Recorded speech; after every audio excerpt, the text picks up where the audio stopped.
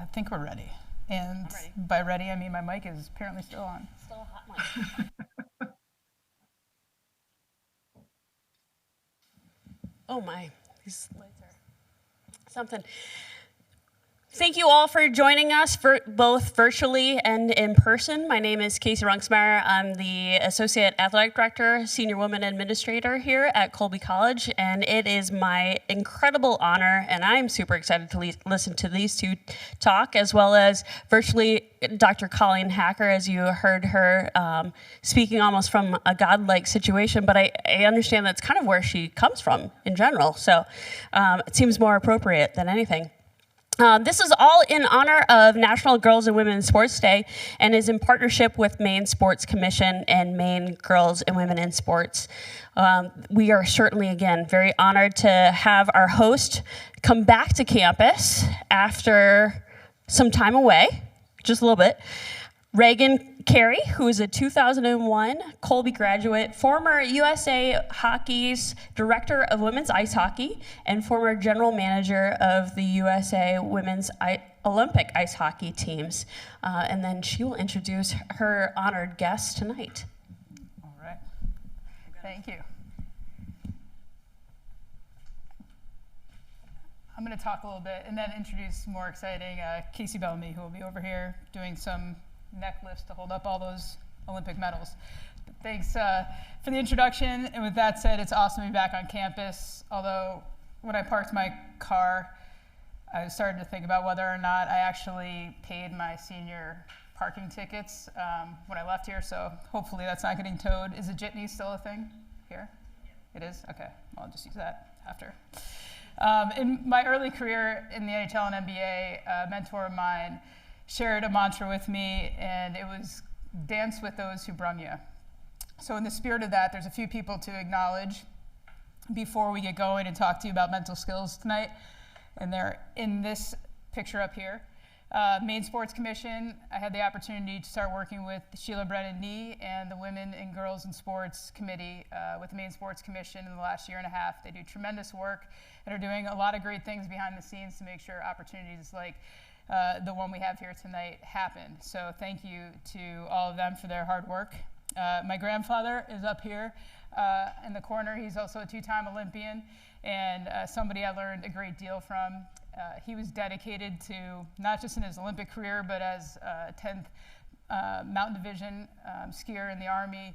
Also just took a lot of lessons and brought them all back to Maine and was very adamant about doing that, making sure he brought everything he learned back to his hometown of Rumford, but also the state of Maine, and made some great things happen in that town because of it. So in the spirit of learning and sharing, I'm excited to do that with all of you here tonight. Also Colby, I just had a great experience here at Colby. I'd like to thank Adrian, who did a lot of work getting this together, as well as Mike from the athletic department, just being able to kick around some ideas and be able to bring this to you tonight. What's kind of special about this coming back here, in 1998 was the first Olympic game for women's hockey, and I was in Robin's dorm. That was new at the time, and had Courtney Kennedy with me, was my friend and teammate on the team. Both of us, along with our teammates, packed in to watch the first ever gold medal game that morning, and had the opportunity to see what history in the making looked like, but also were inspired by what we watched. And Courtney went on to become an Olympian. She's also assistant head coach with our Olympic team tonight, who will be on the bench as we take on the Czech Republic. I know there might be one Czech hockey player here tonight, so just go, good game, everybody. And Colby was a terrific spot. Colby wasn't my first choice at all until I came to campus on my recruiting trip, and then it became the only place I ever wanted to be, and I'm glad they took me in and let me have my time here. It was a special spot. I just want to say that these buildings and everything I see here that's all new is incredible, and they're phenomenal, but as a reminder, it's the people that make it something special. So with that, and getting to meet with the women's hockey team earlier, and knowing all the people that are working here now, as well as the ones that went before and paved the way in so many different aspects of this program and community, it's people that make it special. So we're going to be golden no matter what, although the facilities are really nice and awesome. Team USA, the last photo here. All the credit goes to this team, of course, but whatever success we share with you today was earned on the backs and the sacrifices of many people, volunteers, coaches, staff, players that went before us, and many of which could have had Olympic dreams, but at the time it wasn't an Olympic sport. So there's so many people we owe gratitude towards, and we had a determination as well to set the bar for the next generation. So a little nod to all those areas that got us here tonight. So when people ask us to talk about our Olympic experience and share the lessons we learned, it feels a lot like fitting all these bags neatly into the overhead compartment. It's like, you got 60 minutes. Could you just tell us everything you guys did and, leading up to the Olympics? And that's what it feels like when you travel with a hockey team. It's like 100 bags at the airport. You never want to be behind us when you see us coming. So I just say that to know that we're just going to give you a few moments in time. This is a picture from when we landed in Seoul on the way to Pyeongchang in 2018. These are my well-worn boots. Fellas, you probably recognize those. I walked across this and I thought it was really appropriate, and it says, "We do not remember the days, we remember the moments." So tonight you're going to get a lot of just special moments from different perspectives, all in the area of mental skills.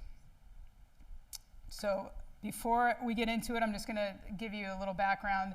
Scoreboard. The scoreboard here is in 1998, we won gold. And it was incredible and inspiring. And then we had our work cut out for us. In 2002, Canada beat the US in the gold medal game. 2006, US earned bronze. And then 2010, we returned to the gold medal game, but lost to Canada. We were always touted as a highly skilled team, a team that was great on paper, a team that could win any world championship and a gold medal in the Olympics. But when it came down to it in these big pressure moments, Canada just dominated us. And we had to face that fact. And that's a lot of where our journey began, of facing that fact and being honest about it and recognizing that the skills were there and many other aspects of our game were there, but our mental skills had a bigger gap than we needed to be able to be as successful as we wanted to be. All right, so let's get to some mental skills training. And before we get into the details of some of the things that will be helpful and lessons learned, first of all, this is Kacey and the Captain Megan Duggan doing some mental skills training in Chula Vista, I think, out on the water. We had an awesome day led by Dr. Hacker. But it's important to understand a little bit of the difference between mental skills training and high performance, as well as what mental health is. And particularly at a time like this, it's been stressful for everybody with COVID, understanding the difference, and then we'll move on a little bit. So with that said, I'm going to introduce you to Dr. Colleen Hacker. If you have a few hours, I would encourage you just to read her bio yourself, but I'm just going to pick out, again, a few parts of it because she's just an incredible leader and is a very accomplished mental skills coach. So I'm going to read it off to you. Dr. Hacker's been a member of 6 Olympic team coaching staffs. She's worked with numerous professional teams, national teams, countless individual elite athletes. She's a sought-after speaker in the corporate world, a mental performance consultant who's listed in the United States Olympic and Paralympic Sports Psychology Registry. Hold on, take a breath, almost done. A mental skills coach of our team for 10 years leading up to the 2018 gold, or almost 12 years.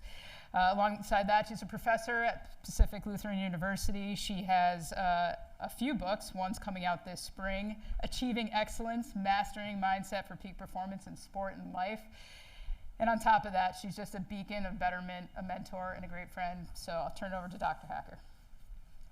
Reagan, thank you. And let me extend my appreciation to everybody at Colby who envisioned this, supported it, and helped bring about this wonderful opportunity. To the entire audience who's with us virtually, thank you. You know, I really feel that in 1 hour, if you get one thing that's valuable to you, that's an hour well spent. You know, even virtually, to share the stage with Reagan Carey and Kacey Bellamy is a privilege and an honor for me. I've been looking forward to this day for a long, long time. Before I give you my remarks, I would be remiss not to highlight a couple of things, and that is Reagan Carey, as the general manager of USA Hockey, yes, Kacey Bellamy and her teammates are the ones that put it on the ice. They're the ones that did it and won it. There's nobody that comes in second to the athletes themselves. But somebody has to have a vision for it, and somebody has to be in a leadership position to bring about the resources and the requirements of personnel. And then somebody has to serve as the architect. And Reagan Carey was that architect of the gold medal experience. And for that, I will always recognize and always be grateful.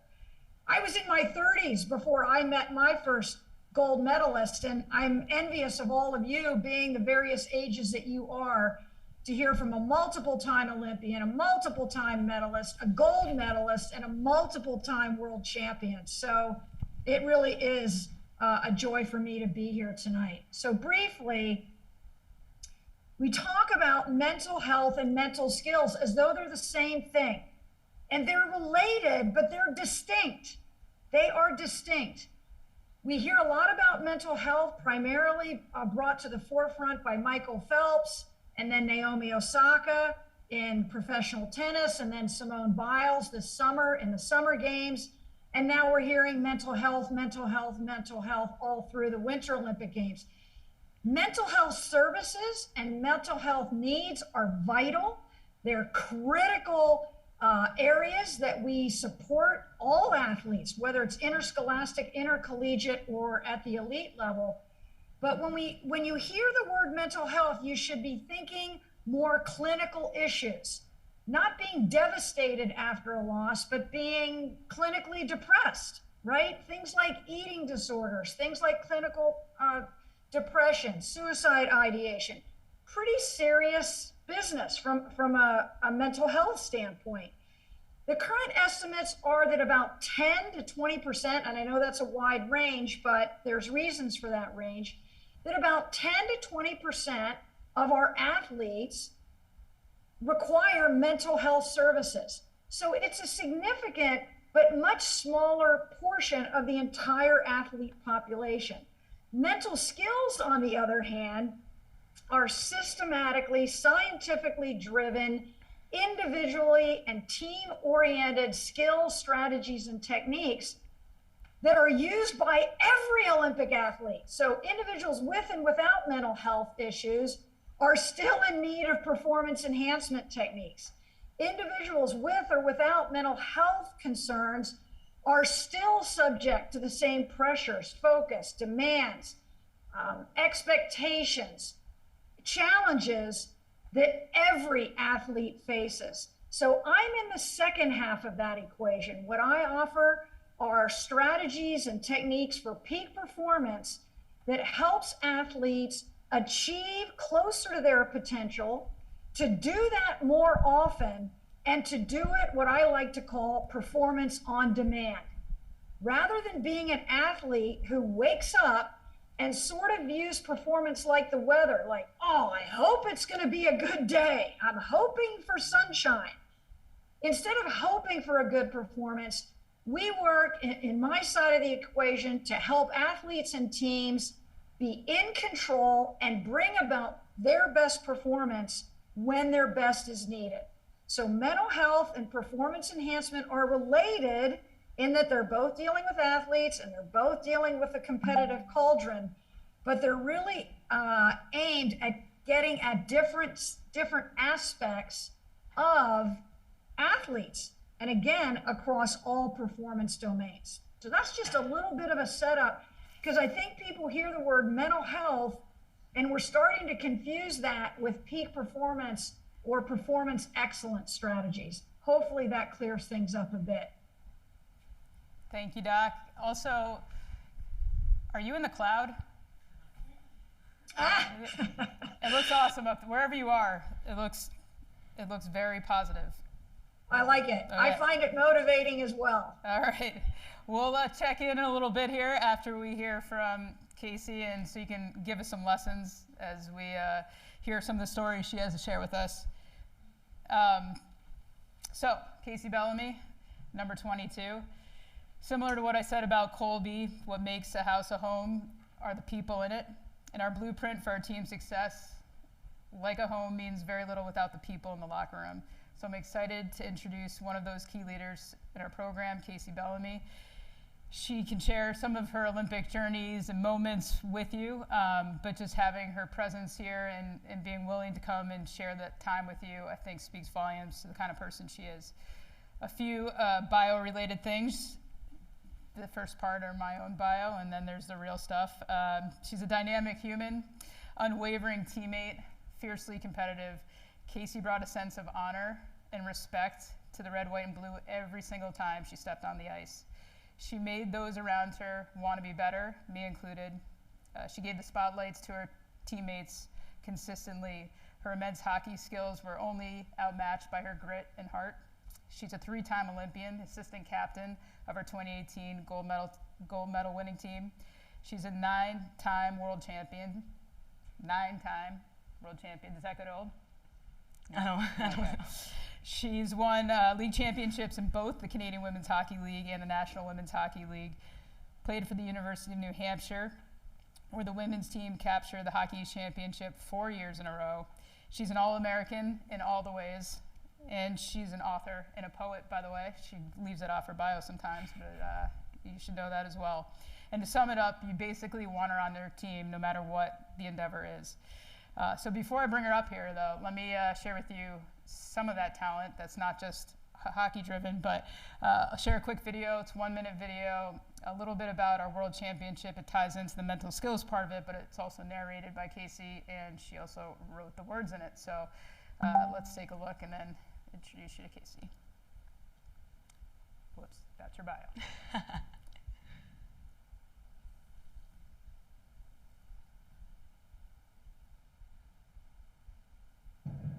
Passion forming with every tighten of the lace. Years of the same routine perfected today. Rituals that are practiced and shared behind locker room doors. Actions that are defined as the norm within the team. Replaying the past of one game, one play, 1 second that has triggered 1 year of training against that one team. Both shielded by different armor, separated by a simple borderline. Sharing the same frenzy for the sport and rivalry. Colors, countries, teammates, all united on the same ice, each playing for the crest on the front of the jersey and sticking up for every name on the back. Mistakes lead to success. Errors lead to victory. Pride leads to gold. Kacey Bellamy. Whew. Here you go. I was so young back then, even my voice. I gotta find my pen. I'm gonna be taking some notes and then sit down. I love that. Oh, lights are bright. Thank you guys for having me. I love doing this type of stuff. Love talking about my journey.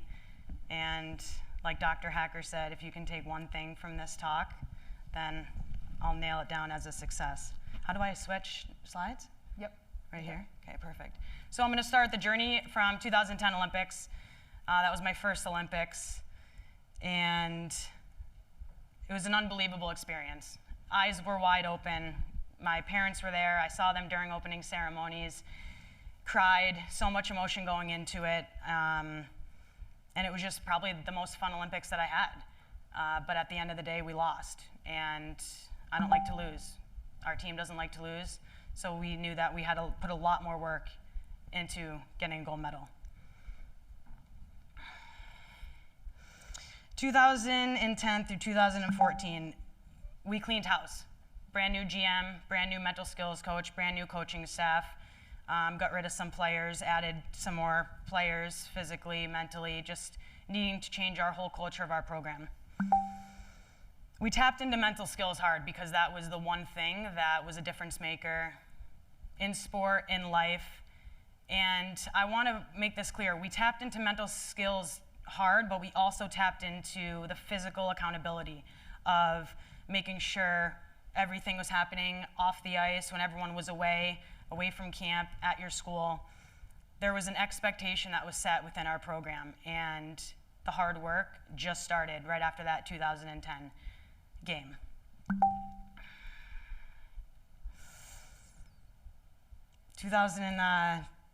I'm gonna talk more about the lead up from 2014 to 2018 because in my opinion, that's where the difference happened. 2010 to 2014, we learned a lot about our program. We did the best we could. We were winning, but at the same time, once we hit the ice in Sochi during that gold medal game, we did not produce a 60-minute game. We produced a 57-minute game. And we all know that if you can't play a full game, then you're probably not going to win. If you follow hockey, most heartbreaking loss of my career. Canada's winning with 3 minutes left in the game. They score, it goes off of my leg, 2-1, and then Canada ties it up with 50 seconds left in the game, putting it into overtime. We get a penalty, and they score on a 4-on-3, and our dream is crushed. You take a step back after a loss like that. Like I just said, it was the most heartbreaking loss of my entire career. I think it was the best loss for our program at that time, but looking back and being in that moment, it was just failure, utter failure for us. The work we put in from 2010, 2014, we were the most dominant team for those 57 minutes, and then our dreams get crushed. So you kind of have to go back to the drawing board and say, what did we do wrong? And the only answer was, we were not there yet mentally. Yet. There were two turning points in my career, and these are two that stood out to me the most. I remember it like it was yesterday. We got an email from Reagan after the 2014 gold medal game. Everyone's pissed off, obviously. No one wants to talk to anyone. We don't know what the future is going to hold. But I remember this quote that Reagan put in the email, and the last sentence stood out to me. When this team wins gold, it will be achieved with the advantage of the foundation and leadership that this team has created. Right then and there, I knew I needed to look in the mirror and become a better leader. Individually for myself, but for our entire program, for our entire team, for our nation, I knew that I needed to make a change little by little, and I needed to start leading by example and showing my teammates we expect nothing less than the best every single day. The next one, on the left-hand side, I'll never forget, we're at June camp in Colorado Springs, 2016, and we were doing okay as a program. Like, we were going in the right direction, but Reagan solidified that we're gonna give everything we have from this point leading up to the 2018 Olympics. And we were great. We just needed to solidify a few things in order for us to perfect exactly where we needed to be going into those Olympics. She talked about just doing it.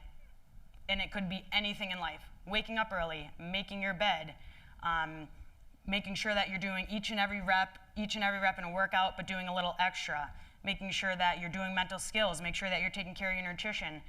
Basically anything, winners just do it, and there's no excuses. And that was kind of the mindset shift from that June camp in 2016 that helped us lead all the way into Pyeongchang.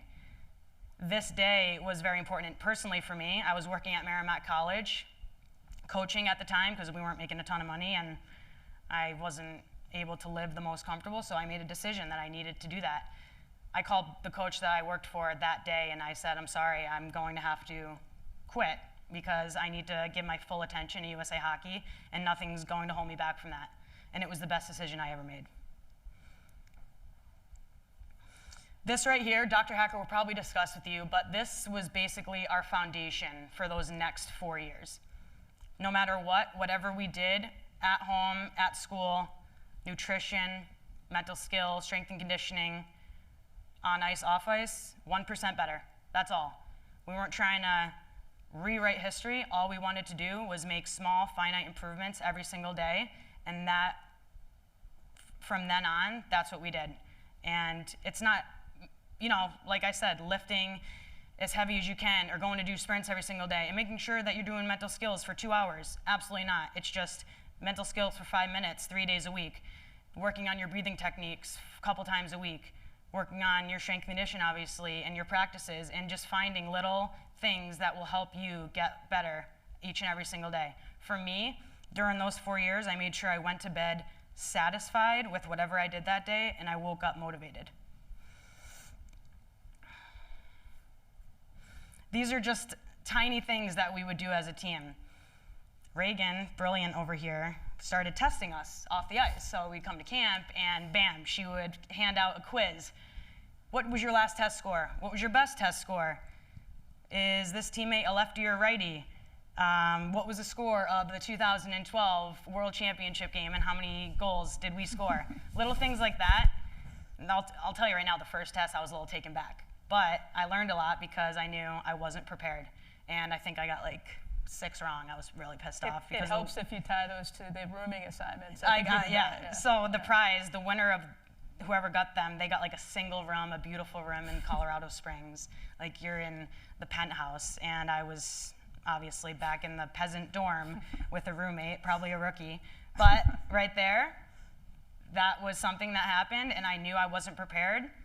I never went to camp again unprepared.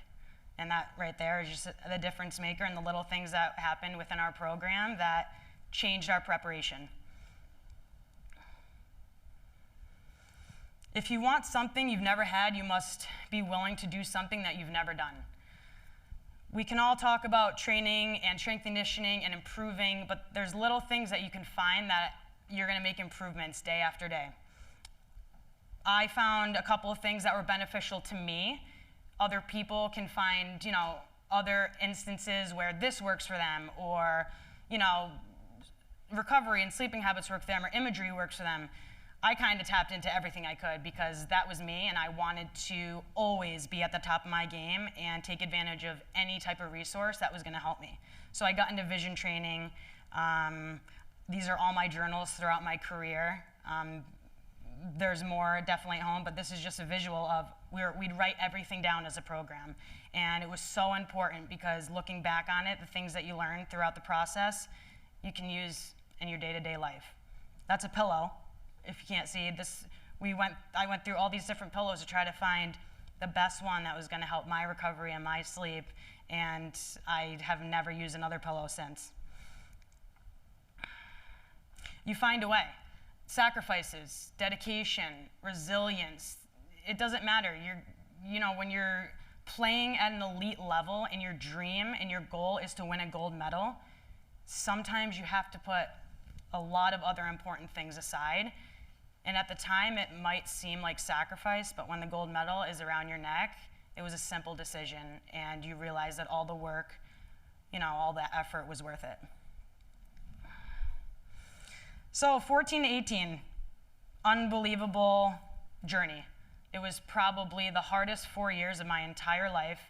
I think I retired because of those 4 years, because of how draining they are, but they were worth it. We won 3 Four Nations in a row, 3 World Championships in a row. We didn't lose from U22, U18 to senior. We fought for equality in 2017. Well, we boycotted the Women's World Championships on home soil. So that just added to another factor of unity for our team that gave us a boost. We won the World Championships, and I think that really helped our momentum going into the Olympic year. But like Reagan and Dr. Hacker were saying, the leadership that we had, it changed our culture. If it wasn't for Reagan, our GM, if it wasn't for Dr. Hacker, it wasn't for the leaders that we had, we would have never been able to get to where we got to. So right before centralization, we usually do a camp. So 2014, went to Chula Vista. We had some great speakers came. Julie Foudy was there. It was just an amazing experience. A lot of team building, a lot of mental skills. 2017, right before 2018, we went to Portland, Oregon, went and trained on the Nike campus, had meetings, mental skills.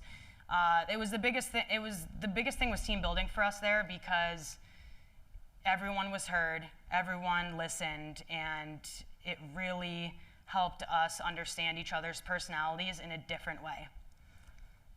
This is a small example of something we talked about. I remember this sitting in the room. We talked about learning from the defeat in 2014. We went around the room and discussed, what would you have done differently? What are some things that happened during that time that you would have changed? And every single person on the team went through and talked about their experience. The girls that weren't there in the past, they saw the game, they understood it, they talked about their feelings of not wanting to lose because of the girls that have been there in the past. They didn't want us to feel that feeling again. And we had such a great balance of girls that lost in Olympics, but also girls that have never lost a game yet with the national team. So we had a great balance going into 2018 Olympics. Me and Brianna Decker were roommates during 2018, and this is just a small example of the type of mental skills that we began doing over time. And this was a vision board that we put in our 1970-looking hotel apartment in Saddlebrook in Florida, which was one of the best places to be. But the biggest thing about the vision board was it was all positive, and it was all smiles and all success and celebrations, never dwelling on past results or past plays. And we would look at this every single day before we left to go to practice. We took a picture of it and brought it to the Olympics, and it was just a special, just a special thing that we shared. And every single day we would text each other and say, hey, did you look at the vision board? Make sure you're always looking at it. And I think we put the score of the gold medal game that we thought was going to be, and clearly we won, so it helped. I'm pretty hard on myself. I think throughout my career, I changed my whole mental preparation. I think earlier in my career, I was dwelling on a lot of my mistakes. I definitely was hard on myself. I would be hard on my teammates and too worried about their process and how they're doing. And I needed to change things. And so like I said, with the vision board and continuing this is an imagery scenario. And when people ask about mental skills, they say, well, what is mental skills? What are some of the things that you can do? This right here, imagery, was probably one of my top 3 go-to areas that I consistently worked on. Before bed, just laying there, before going to sleep, I would go down the list. Imagery. All right, think about the first game against Canada that we're going to have this year. Think about the first 5 minutes of the period. Think about where you're going to be the last 5 minutes of the period, and what energy are you going to bring? What's your attitude? Are you vocal? Picking up sticks in front of the net? Just how your legs are feeling. These little things, if you think about them over and over again, once you get to that situation, it feels like you already did it. So for me, that was one of the most important, I think for our team, one of the most important aspects of our mental training. Was it perfect? No. We didn't have 100% buy-in. There's not one team that is going to be 100% bought in. And Dr. Hacker told me this, I remember, and I was shocked. I was pissed, because I was like, why? What are we doing this for? She goes, it's just reality. But you can work on shrinking that gap. So from 2014 to 2018, we really shrunk that gap. I think the buy-in for mental skills was probably about 40%, 50% going into Sochi, but 2018, we were probably around 70%, and that's huge compared to where we were in 2014. And I think it's because of the different leadership we had. We had a lot of different leaders that had different personalities, different preparation methods, and I think a lot of that just trickled down to each different rookie or new player that came along. They just found whatever matched their personality, and they kind of went with it and followed them. When we stepped onto the soil in Pyeongchang, we were prepared in every way, shape, or form. It was the best feeling ever. We knew as a team, as a program, as a coaching staff, as a support staff, that we were ready and that we had no doubt. And this is an example of that. This was in my room in Pyeongchang. I wrote this right the night we got there. And this is what I wanted my whole preparation throughout the Olympics to be. Play free, block out noise, keep my feet moving, work on my breathing techniques if there is a mistake or an error. And the biggest one that stood out to me was playing for that little girl that started playing hockey. I think we all lose sight of that somewhere along our journey. And I didn't know if I was going to be in another Olympics. I didn't think about that, but I knew that I said I wanted to enjoy this moment as much as possible. We weren't able to go to the opening ceremonies in 2014 because as a team, we thought that it was best because we had a game early the next day and we thought it would be better to recover. But looking back, everyone should experience opening ceremonies. And that was a tough one because I look at Brianna Decker, who just got injured. She didn't even go to this opening ceremonies, and then she didn't go to 2014, and so she really only had the opportunity to go to 2018.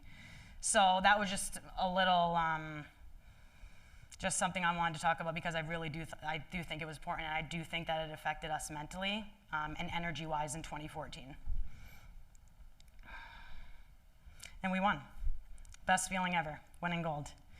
We were rewarded for all the hard work, the day in and day out efforts put in by the coaching staff, the team, the support staff, every single person. And it was the best feeling in the world. I never felt anything like that, which I shouldn't, but it was so euphoric and just such a feeling of relief when Maddie Rooney saved that shot. And it was just like every single thing that we did as a team just, there's no other way to explain it, and nothing will ever compare to it. Never let the thought of failure stop you from reaching your dreams. This quote resonated with me so much just because failure and fear is the main thing that stops people from success.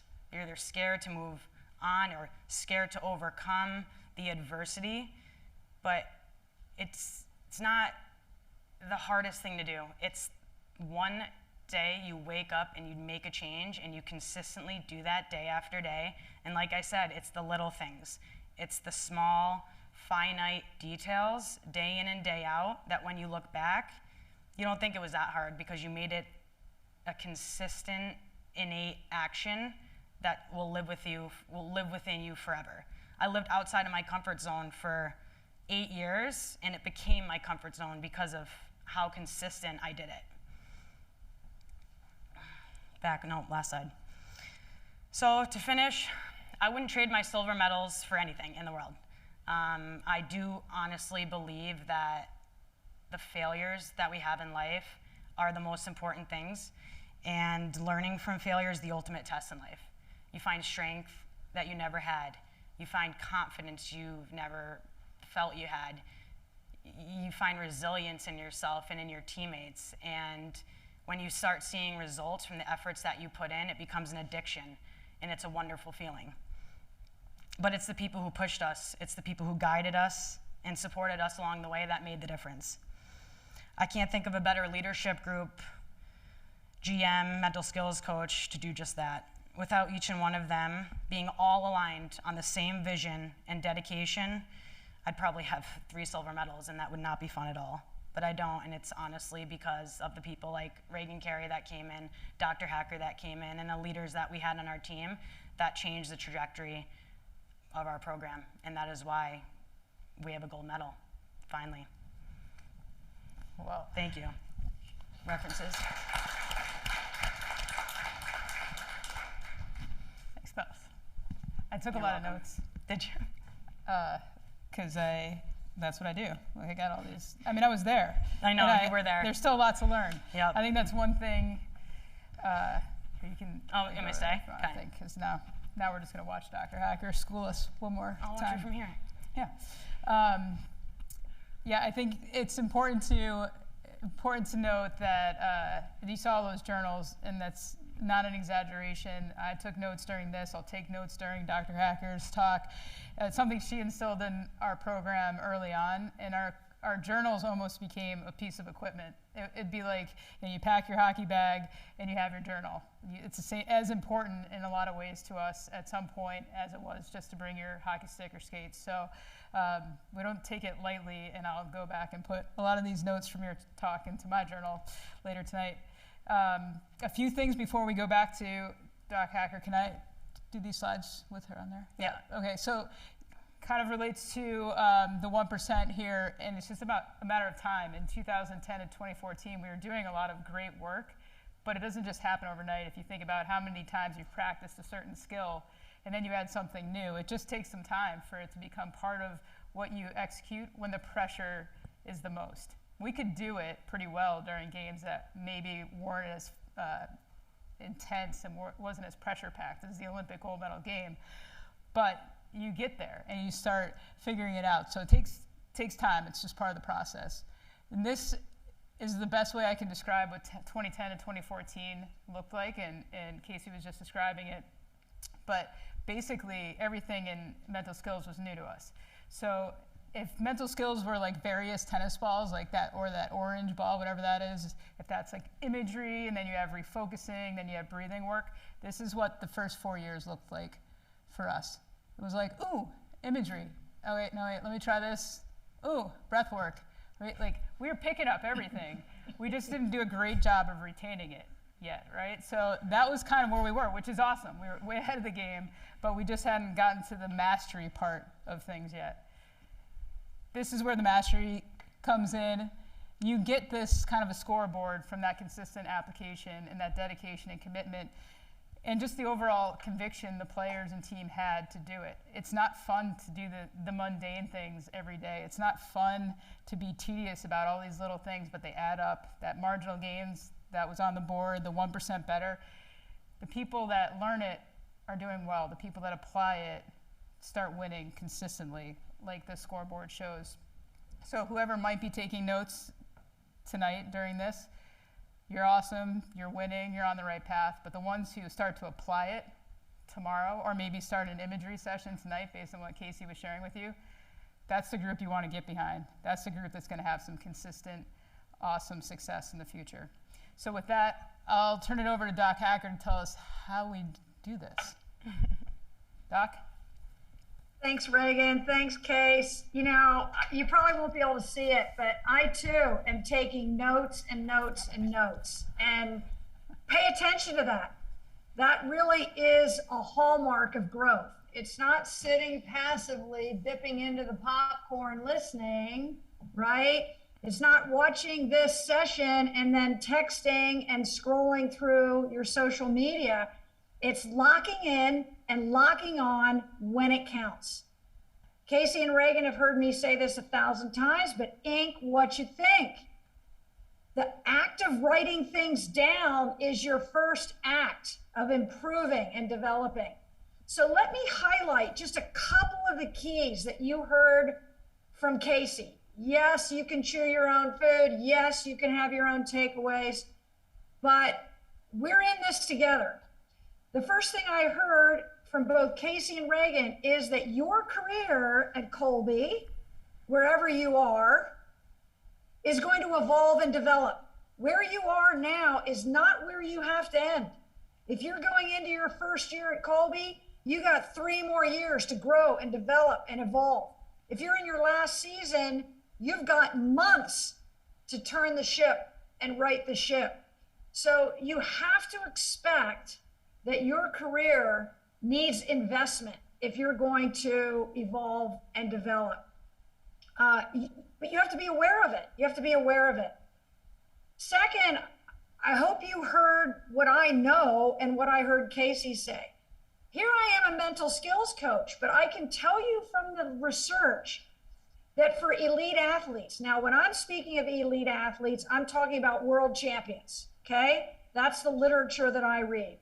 Among world champions, the #1 source of their confidence in their sport is their physical preparation.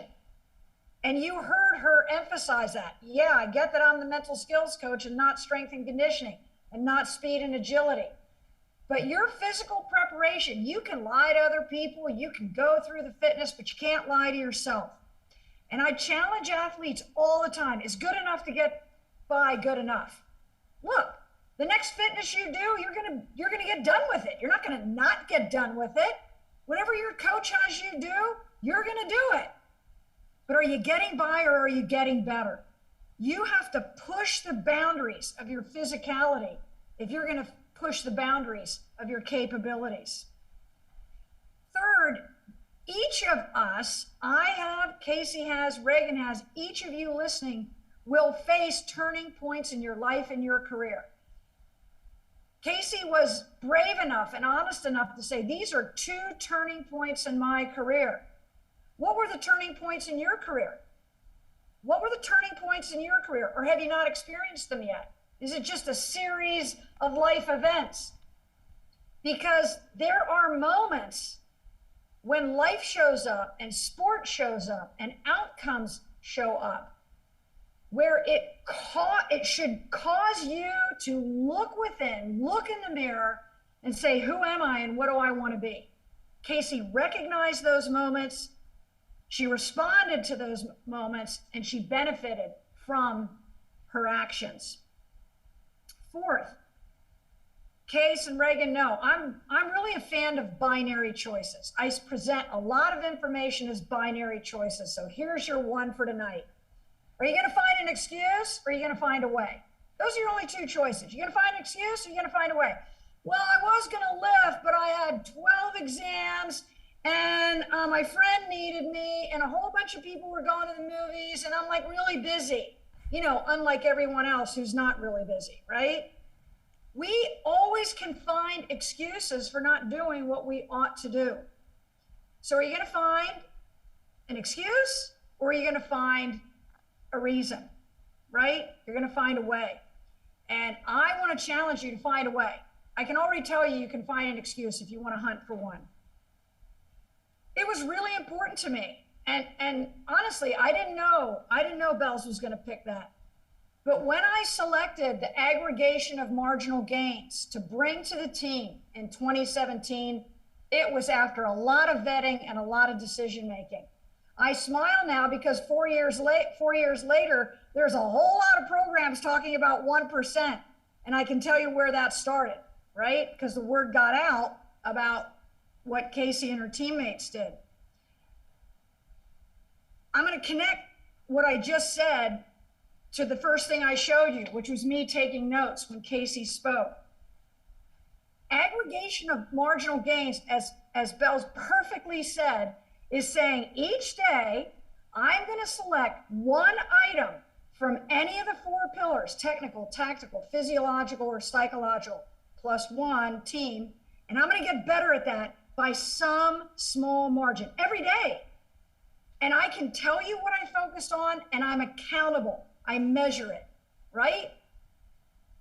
And so let me tie that to you listening tonight. Listen, I'm terrible at ice hockey. You don't want me on your team. If there's a last pick, I'm last beyond last. But if I played ice hockey 2 hours every day for a couple weeks, newsflash, I'd get better at hockey. You do anything over time, you're going to get better at it. That's called passive improvement. Showing up, doing what the coach tells you to do, showing up, lifting, whatever the program is. We give ourselves so much credit for that. I call that passive improvement. You show up and you do what you're told. Active improvement requires additional investment on your part. Okay, you attended this lecture and you heard something. Congratulations, you've passively improved. If you wrote something down, now you've moved that to action. If you take action based on what you wrote down, now you're taking that next step. So the aggregation of marginal gains requires you recognizing, identifying, acting on, and then measuring those levels of improvement. You don't get to just put 1% better on your t-shirt for the season and say, oh, we're on. I have athletes and teams that spend more time thinking about what's going on their bloody team t-shirt than they are about their team culture. Like, I don't care what's on your t-shirt, I care what you're doing. And I hope that's the case for you as well. I think it's pretty cool. And again, Bells was right. In mental skills training, gosh, I wish this worked like that physically. But often in mental skills, less is more. You know, Reagan's tennis balls, that was so true. Like, we sort of sprayed them in 2010 and prayed that something stuck. We sprayed and prayed. Well, you can do this, you can do that. It was all true. It was all science-based. It all would have helped them, but it was like too much. They were drinking water out of a fire hose. By 2017, really 2015 to 2018, we dialed in. We didn't try to do it all. We tried to identify 1, 2, or 3 mental skills, and we were all in on that. We were all in. So in mental skills training, rather than doing a crappy job with a bunch of different mental skills, dial it into 1 or 2, no more than 3 per season, and say, we're all in on that. I will say, for all of you science buffs, when I started my career, I have been extolling the virtues of imagery. I coached intercollegiately for 17 years. So for all of my coaching career, I've been using imagery with my athletes. Then for the 25 years of my Olympic and professional athlete consulting, I've used imagery. So I've used it for 40 years. But what's happened in my career is now we have PET scans, right? Brain imaging PET scans, PET. And we have fMRI imaging, where you don't have to take my word for it anymore, athletes. You don't have to take my word for it anymore, coaches. I can show you on the medical images what's happening in your brain when you image. So Kacey is not only telling you her story, she's telling you the science, that those images affect your neural pathways, and those neural pathways affect your performance. The final thing I want to say, based on Kacey's points, but trying to weave in what I do for a living, is that none of us got where we are alone. Not one of us. I didn't get here on my own. Reagan didn't get where she got on her own. Bells didn't get where she got on her own. And you heard her share her recognition and her appreciation explicitly, out loud, and specifically.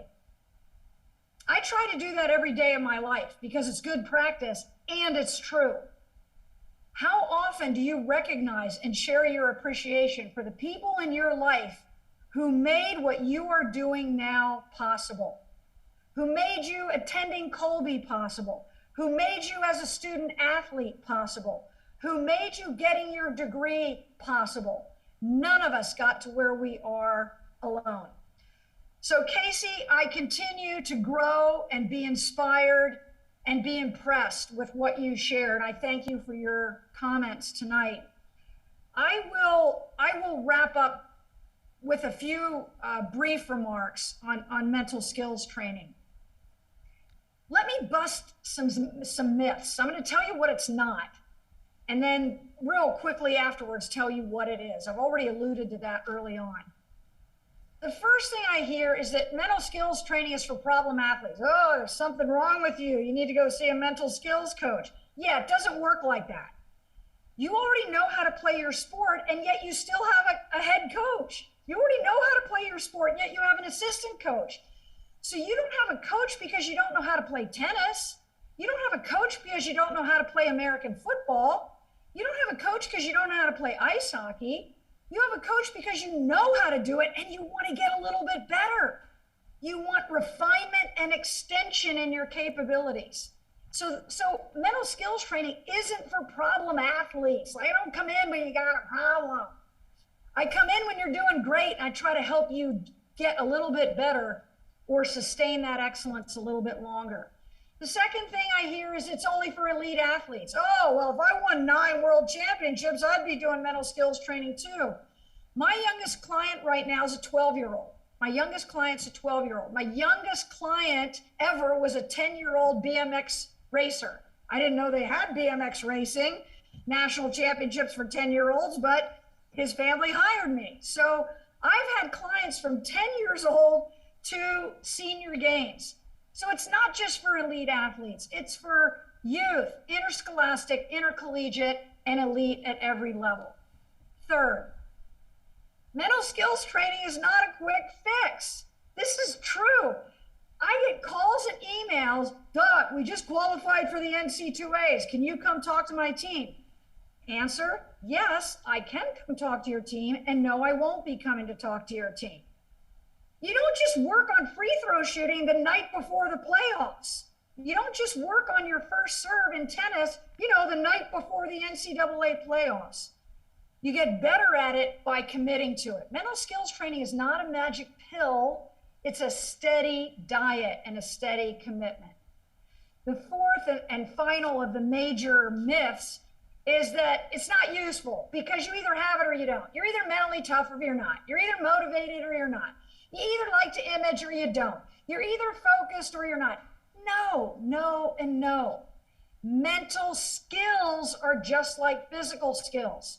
If you want to get better at your physical skills, you have to practice them, you have to practice them consistently, and you have to practice them the right way. The number of times I hear athletes following protocols for mental skills that their team does, and I'm like, well, that bears a thin resemblance to how it's supposed to go, but that's not how you do it. There's a wrong and right way to do the techniques in your sport. If I'm a basketball player and I shoot a two-handed set shot, you would think I didn't know very much about basketball. It's not like, well, there's difference of opinions. There's good technique and there's poor technique. Same with mental skills training. There's good science and then there's junk science, and they're not the same. And I will just believe this forever and ever. It's not knowing about mental skills training that improves your performance. If it did, everybody would be a gold medalist. It's not knowing about mental skills training. It's doing what you know. You have to act on it. People frequently ask me, what's the biggest difference? I work with some Division I athletes, not many, but I work with a few athletes and coaches, and they'll say, what's the difference between Division I, right, and Olympians and professionals? And here's two simple, true answers. Number one, I'll say to Olympic athletes, focusing, refocusing, or distraction control will improve your performance. And they'll go, great. Doc, teach me how to do it. I'm in. I'll say to Division I athletes, if we worked on your distraction control, we could improve performance. And this is typically what, oh yeah, I know about distraction control. Yeah, I heard about imagery. Oh yeah, we talk about, control the controllables. Yeah, I've heard that phrase about 8 million times, said everybody. What does that mean? What does that require of me? You don't get any credit for, I know about goal setting. Oh, I know about pressure training. You can't just know about it, you have to do it. You have to act on it. And then I'll just end my portion by saying, we measure our speed, we measure our strength, we measure our technical capabilities. We have got to start holding ourselves accountable and measure the evidence of our mental skills evolution. I really work with athletes about measuring confidence, not just talking about confidence. Measuring focusing and distraction control, not just talking about it. Measuring handling anxiety or nerves, not just talking about it. So we need coach buy-in, we need individual buy-in, and we need team buy-in. Could not agree with Kacey more. I've never had 100% buy-in. I should have. I want it. I'd like it. But if you can move the needle to go from 30% to 70%, you're going to change the color of your medal. If you and your intercollegiate teams can move from 50% to 60%, just a 10% more buy-in, you're going to move the needle in your conference place finish, or in your regional place finish, or in your national place finish. So there's no question that mental skills training works. There's no question that mental skills training is going to improve your performance. The question is, are you going to work mental skills training? Thanks, gang. You make me want to play again, Doc. Yeah. Thanks, all fired up, and I can't believe I left my pen over there. I was dying this whole time, and Kacey knew it too. It's recorded. Thank you. I can look at it later. I will, because there's some great messages there, and we can keep learning and obviously applying these things. And one takeaway from you, I have a million, but it's not the knowing. I think we repeated that a million times. It's the doing, and if there's one thing you can take away from all the messages, hopefully that's the one of the unfortunate news is now you know, so it's up to you. So look in the mirror tonight and decide what you want to do with the knowledge you just learned. Do we have time for any questions?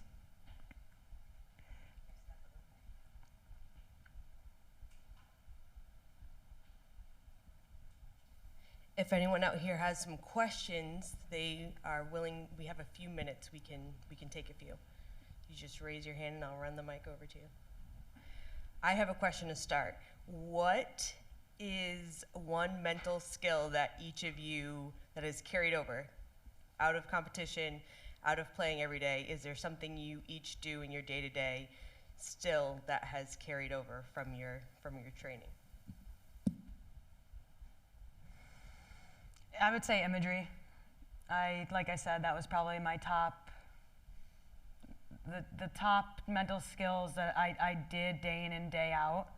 And I try to use it now when I'm home, even with work and my new job. I imagine what it could be. And I've learned so much, like I said, from Dr. Hacker, that's a big one. I think it'll always stay with me the rest of my life.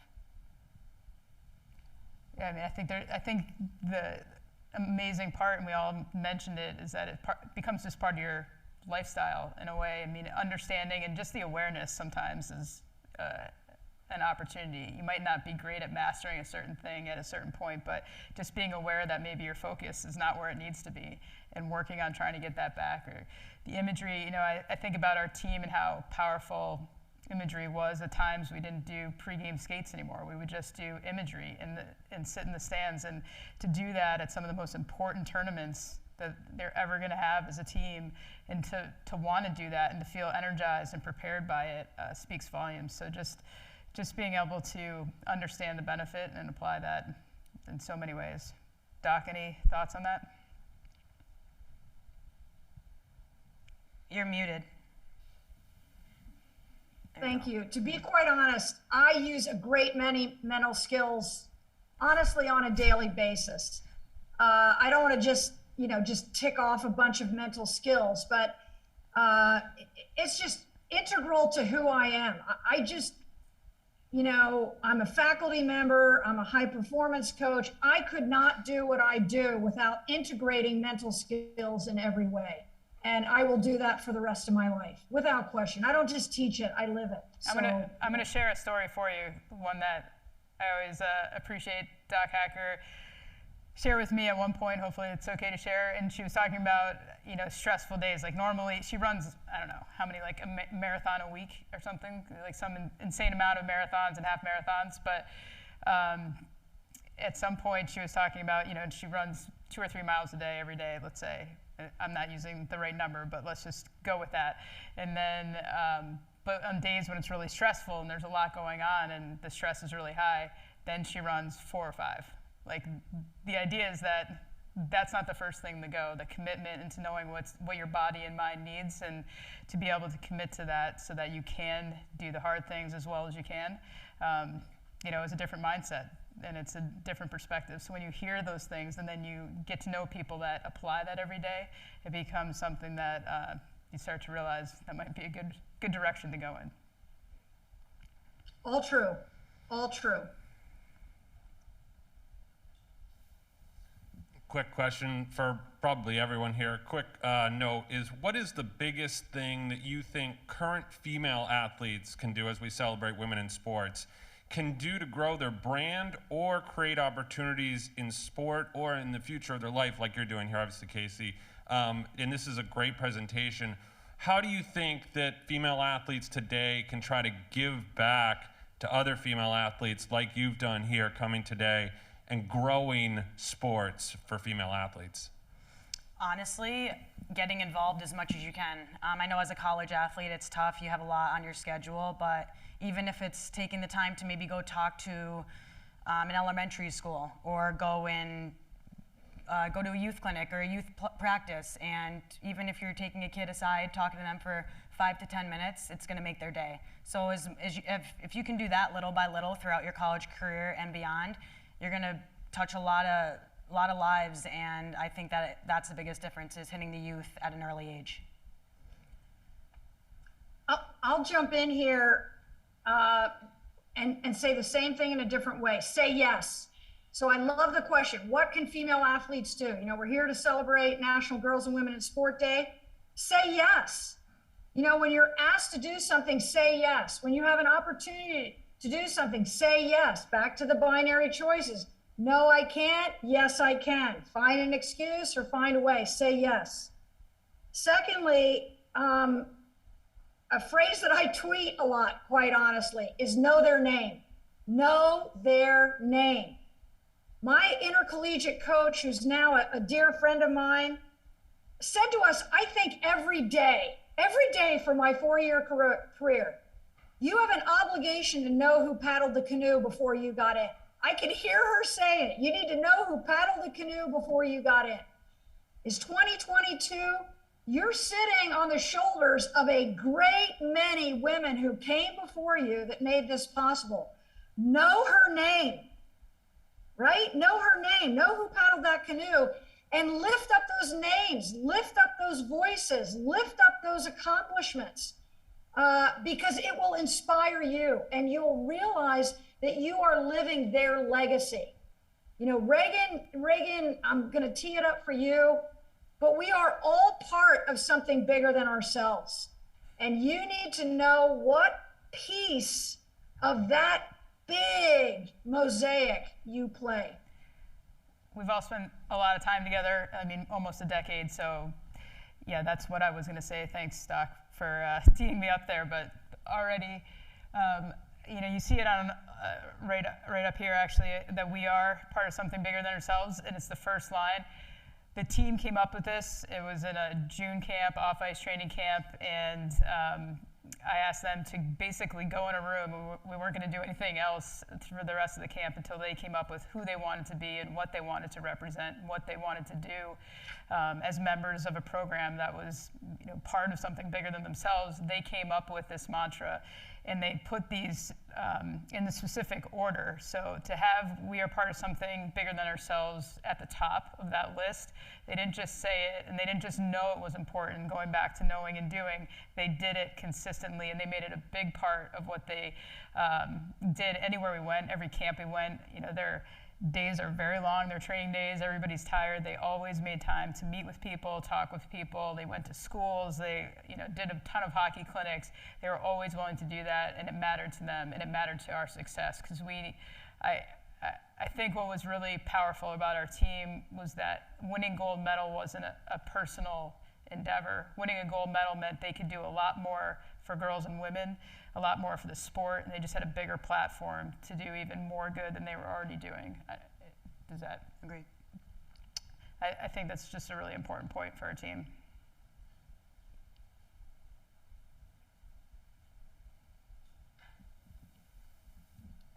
Mike Weiskup, Athletic Director.